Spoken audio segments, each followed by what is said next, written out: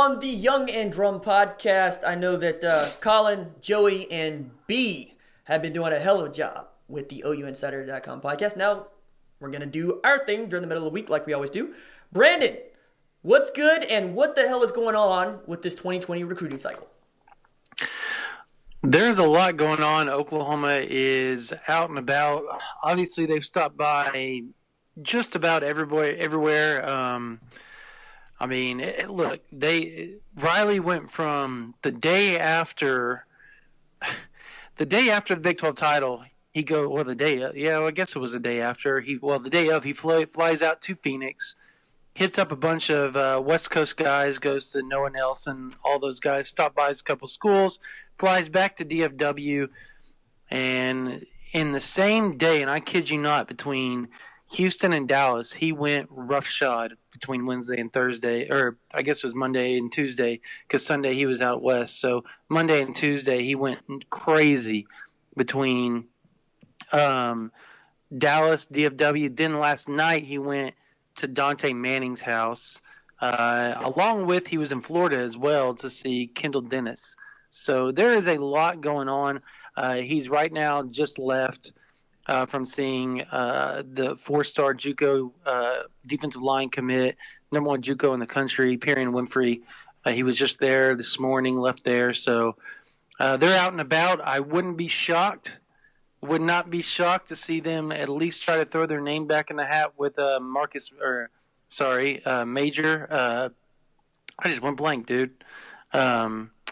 Major, the defensive back, I just went blank. Can you help me here?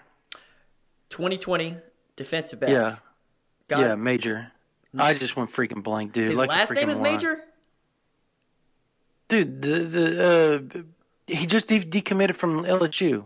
Oh yeah, okay. Major. His first name is Major. Yes, his first name is Major. Goodness. Yeah, his first name is Major. I was like, wait a second. I'm sitting here trying to. Yeah. I'm like reading text messages because I got a couple of Alabama people talking to me about Jase. So I'm not. I'm gonna. Well, no, you're there now. I wasn't gonna bring it up. You brought it up. Now you got to talk about it. Sorry. Yeah, I was in the middle of reading the text from the people from Alabama. A couple sources out there.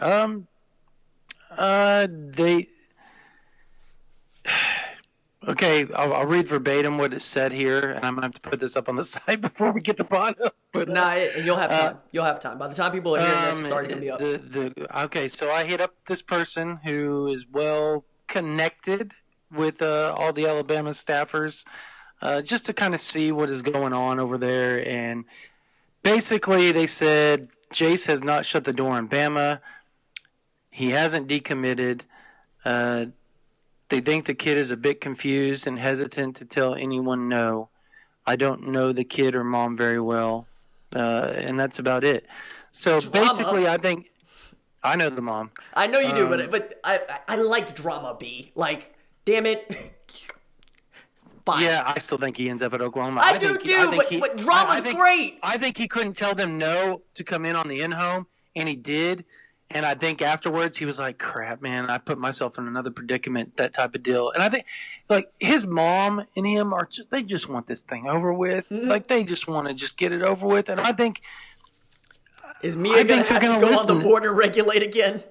I think she's going to have to go on the board and regulate because it's going to get nasty on our board just because it's not right that it does. Hey, let me tell you something. I've hung out with her twice now at football games just because she's like, hey, come sit and talk. And so I go down there and I talk with her or go up one or the other from the field. And she's a nice lady. They all mean well. Jase is a good kid. He hates the recruiting process. He hates telling people no. She's told me that. He hates telling people no. He doesn't want to hurt people. So, of course, he's going to take these in-homes. He's going to go on these visits. He was always taking these visits. From day one, no matter if he was committed or not, he was taking all 5 visits. You want to know what the thing that he's telling Oklahoma is, I'm not going anywhere. So as long as he's telling Oklahoma that, Oklahoma fans ought to be okay with it. But the problem is stuff like this gets out and things are going crazy and all that. And I don't know. It is. It's a crazy, crazy deal right now. We're recording this just a week away from signing day, and I need to add in here, Jase McClellan is one of the best players in the state of Texas. He has been a 5-star from jump. He's been committed to Oklahoma since 2017. It would be a tremendous upset if Jase were to commit and sign anywhere else. I also would like to add here, the pressure that is on a kid at an in-home is immense. Like, I need to set this up because people don't get to walk into in-home visits, B. So just allow me, because I know you're always in on this. But yeah, Nick Saban walks into your front door to tell your mother, your father hi, to gas them up about what's going to happen in Tuscaloosa, to gas you up about your career and what is waiting for you in Tuscaloosa. He is magnificent in those living rooms. Ed Orgeron is the same. Most great recruiters, Lincoln Riley, went into Jeremiah Cradell's living room last year, came out with a commitment. It's really difficult to tell that man no right there, or even, coach, let me think about it. And it's tremendous resolve, right? And most people would think, yeah, I can tell him no. It's fine. I mean, and I would always tell a kid, there's nothing wrong with taking a visit. I mean, unless you've given a commitment that in which there's agreement that you just don't take visits, which I think is stupid, and I frown on that policy, but a lot of people have that policy, including Oklahoma. I think that you can have Nick Saban in your house, because when are you going to meet Nick Saban? When are you going to meet Orgeron? When are you going to meet any of these guys, right? When are you going to be able to pick their brains? I always tell them, hey, man, ask them about football. Talk about the stuff that you're interested in. I mean, I get that they're going to ask you about your life, and that's great, but if you have things that only Nick Saban knows, about his, my goodness, we're talking about 40 years of experience from Nick Saban? 50 years of experience in college football coaching. So I understand it. And I also get that parents are under a tremendous amount of pressure as well, because they have been yelling at the top of their lungs, my kid's going here, they bought all this gear, but they also, they love their kid, and they're going to do what their kid wants to do. In the case of McClellan, I'm more amused than anything else, because I like the drama and I'm in the content making business, so it gives me something to talk about. But I'm with B. I'm not freaking out. Yeah. He's not freaking out. I don't think there's a reason to freak out. Yeah, I mean, I'm literally just I'm exchanging messages right now, and the person goes, I told him, I said, look, Oklahoma's putting up a front of they're not worried. When people I talk with, sources, everything like that, but I mean, that doesn't mean that they're not worried, because they could just be putting the front up. And that's exactly how I worded it to him. I said, they could be telling me one thing and then behind closed doors be going, holy crap, what are we going to do? Like, this came out of nowhere. We didn't expect it to get this far type deal. Mm-hmm. So I don't know. And then his responses, and this guy's been around it for years and years and years. And he just said the kid might just be over it and just be trying to get it over with, getting everything out of the way. That way he can just be firm and just be done with it. And he may be right. I mean, I'm not worried, because the kid's been committed almost 3 years. Right. And if that happens, that will be one of the biggest shockers I can remember. And I've been following recruiting for about 30 years now. I mean, since I was about 6 or 7 years old, listening to it with my dad in the car and stuff like that on whatever sports radio station he was right, in the infancy days, but he was real big into it when I was a kid. So that's what got me into it. And it's just, it would be huge if that happened. It would almost be, and I'm not going to, when you see Jase, he kind of looks like an Alabama running back too. I mean, he does. So does Samaje. But I mean, I'm talking like with the dreads and the tips, the yellow tips coming out. Like Brian Robinson and Trey Sanders don't know what you're talking about. Mark Ingram doesn't know what you're talking about.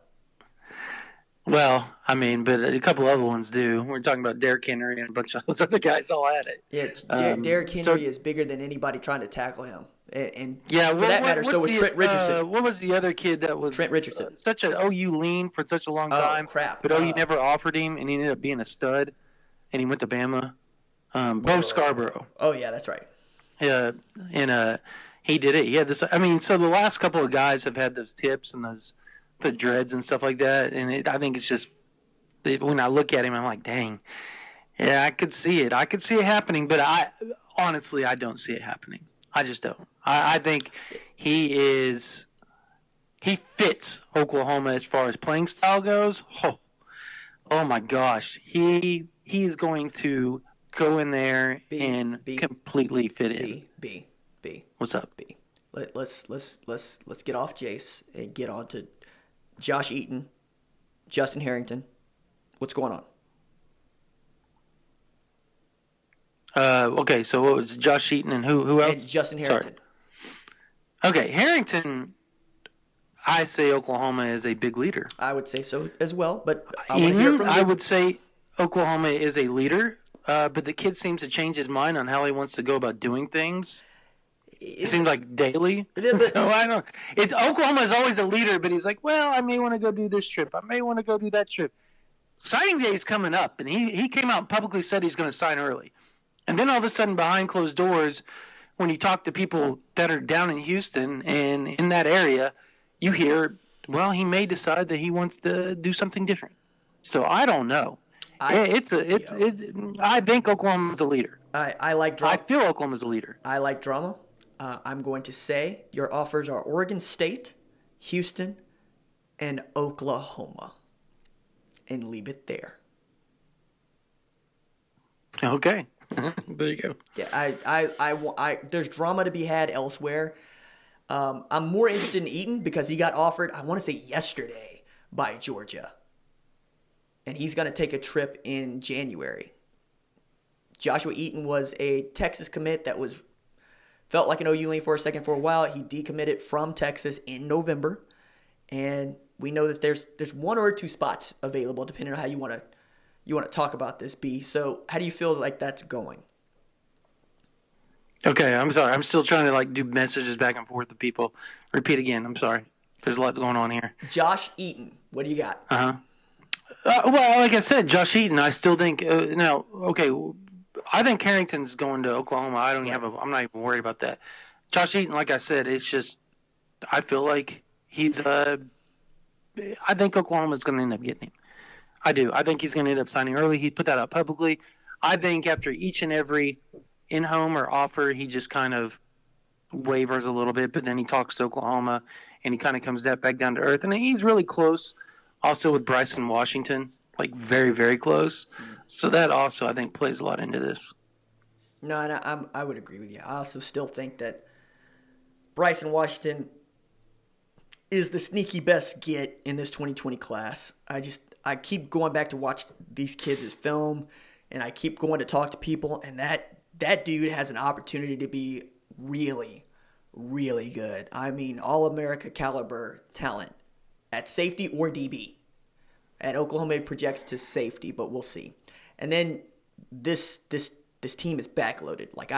I believe Oklahoma has overachieved this year. I know that everybody else thinks that they're supposed to win the Big 12 and they're supposed to make the college football playoff, but the team right now is built for 2020. And anything that they do in the college football playoff, I'm going to say is found money. I want to ask you about your thoughts about Chandler Morris, but let's take a break right quick.